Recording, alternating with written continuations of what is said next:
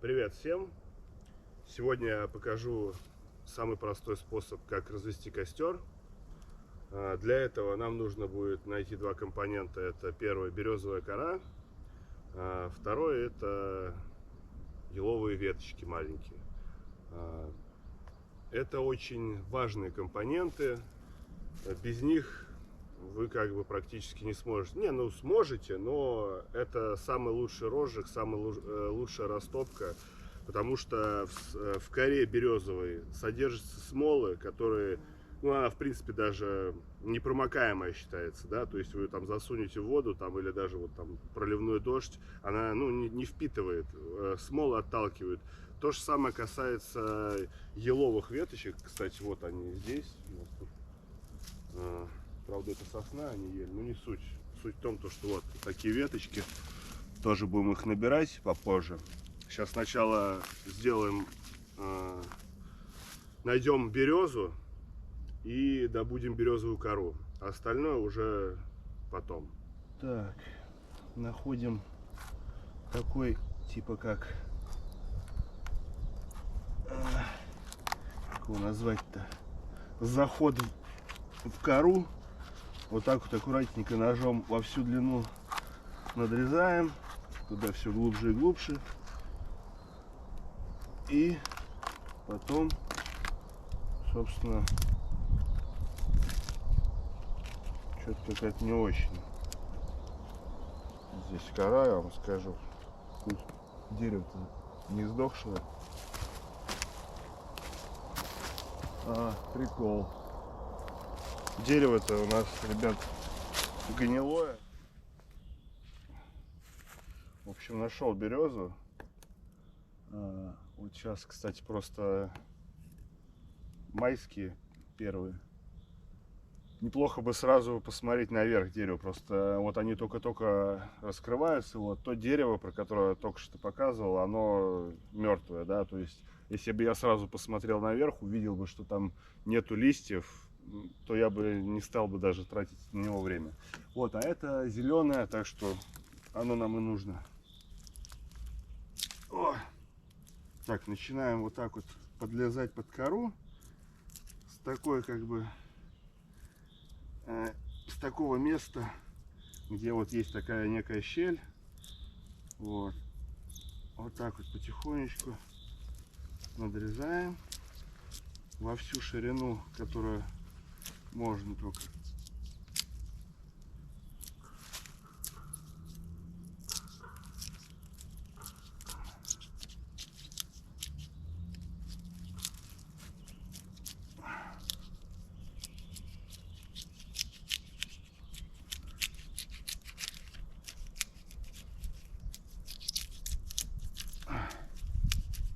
Ну, в общем, как-то где-то вот так это все выглядит. Вот она. Вот такая кора, она просто нереально горит. Именно вот с такой березы, более-менее молодой, можно даже еще немножко на всяких пожарных. Вот. С такой березы, не с мертвой, не которая тем более лежит на земле, например, да, вы увидели и думаете: о, сейчас я, хотя в принципе, если сильных дождей не было и она там даже гнилая, она в принципе тоже загорится, но менее эффективно, чем вот такая кора. Поэтому мы действуем наверняка, без всяких там косяков и прочего. Вот он. Примерно вот столько мы добыли ее, нам хватит на сегодня, на сейчас. Так, в общем, второй компонент для нашего костра — это сухие ветки елки, как вы догадались, да? Надеюсь, там видно все. Начинаем вот так вот, именно сухой, да, то есть вот она сломана, то есть она точно сухая, она уже давно сухая. Самые маленькие веточки мы собираем. Вот так вот. Если есть зелень на этих веточках, то уже такие не будут гореть. Ну, а если там их немного, то загорятся. В принципе, там дело не хитрое. Набираем побольше сразу.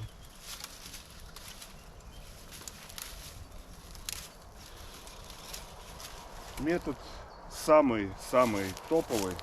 Ну, как по мне, если вы обычный там турист, и у вас там хотя бы зажигалка есть, там, да, то уже, ну и ножик, конечно. Собственно, вот, набрал, вот такое гнездо получилось. Так, вот. Так, собрали все компоненты. Теперь хотел бы усложнить немножко задачу. Ну, например, у вас там идет дождь, или он шел недавно, да. У меня просто такая погода, какая она есть. Ну, я безумно рад, что она такая, на самом деле. Но, тем не менее, продемонстрирую способ. Берем воду, вот набрал из лужи, кстати. Вот наша растопка. Там можно пару раз ударить, чтобы все-таки. Так, и вот наша березовая кора. Тоже, ну, кстати, всю ее туда положим. Вот, то есть, как бы, предположим, у вас все печально. И это самое, собственно, теперь на березовой коре делаем такие надрезики, чтобы она немножечко, можно даже верхний слой чуть-чуть вот так вот поснимать, можно даже рукой вот так вот немножко, чтобы она подсохла. Снимаем. Можно от дерева чуть-чуть. Так, и начинаем поджигать.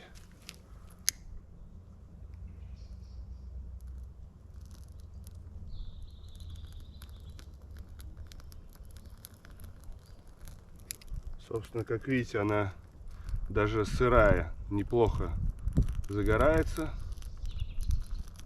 Как подразгорелась, начинаем сжигать наши сырые дрова.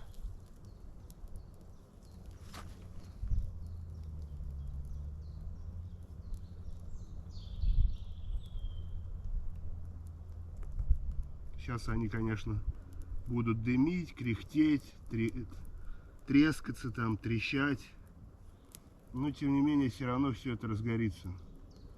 И достаточно быстро.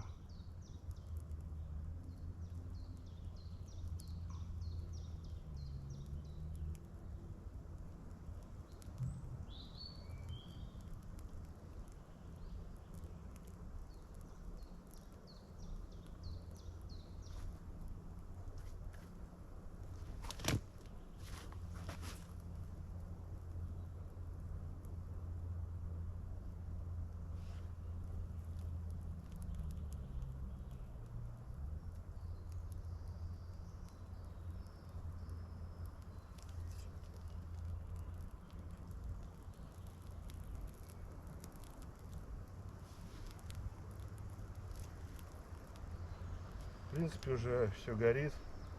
Можно добавить еще сырой коры. Раз я ее добыл, то можно и потратить.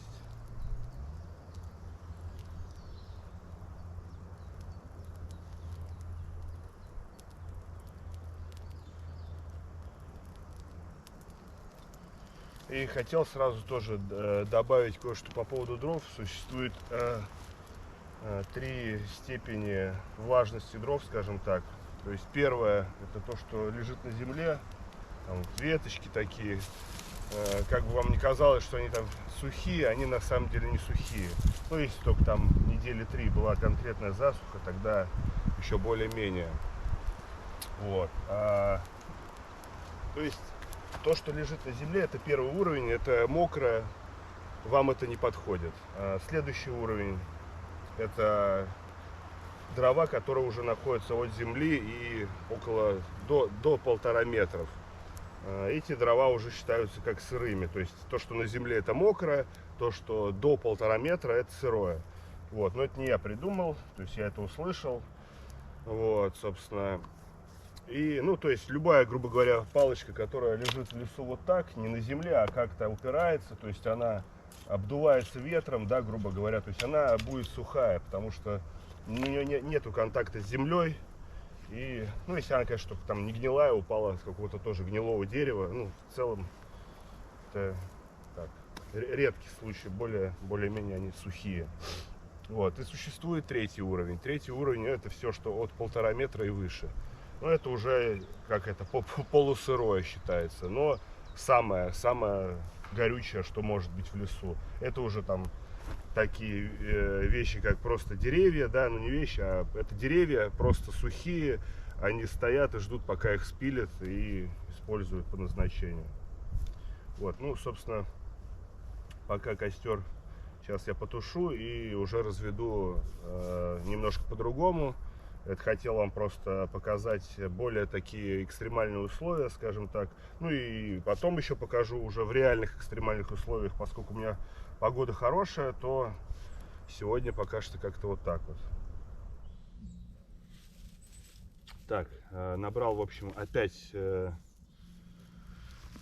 по мелочи дров, и вот сухие. Сейчас обратите внимание, как будут гореть сухие, потому что если вы просто в лесу, там, и даже там, без березовой коры, более-менее погода, они просто горят, как, я не знаю, напалм. Вот, но в прошлый раз я этого не сделал, но сейчас это покажу, и обязательно вам надо всегда делать. То есть я уже затушил, этот костер давно потух.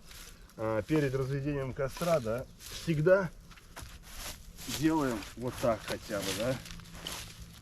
То есть расчищаем до земли более-менее.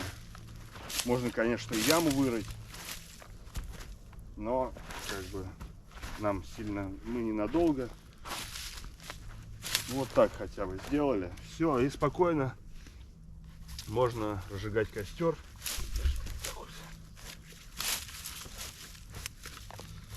Вот.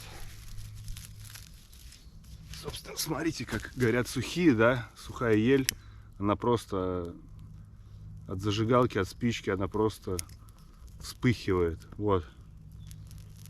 Она просто уже у вас костер. Просто сколько секунд прошло? Оу. Вот. Сейчас подразведу по-быстрому. И будем жарить сосиски.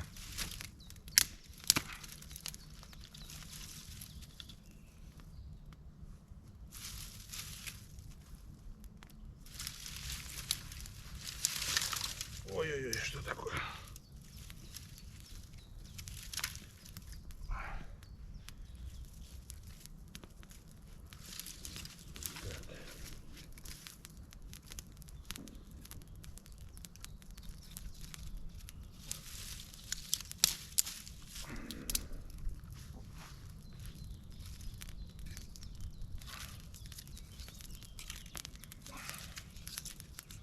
Ну, собственно, все. Костер готов. Так, теперь берем вот такую веточку примерно плюс-минус. Ну, точнее, не одну, а сразу штуки 3.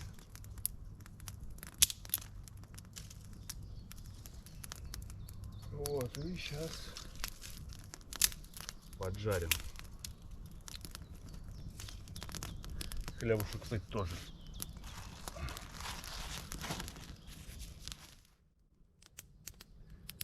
Так вот, по поводу мусора. Если вы идете в лес, то не будьте уродами, да?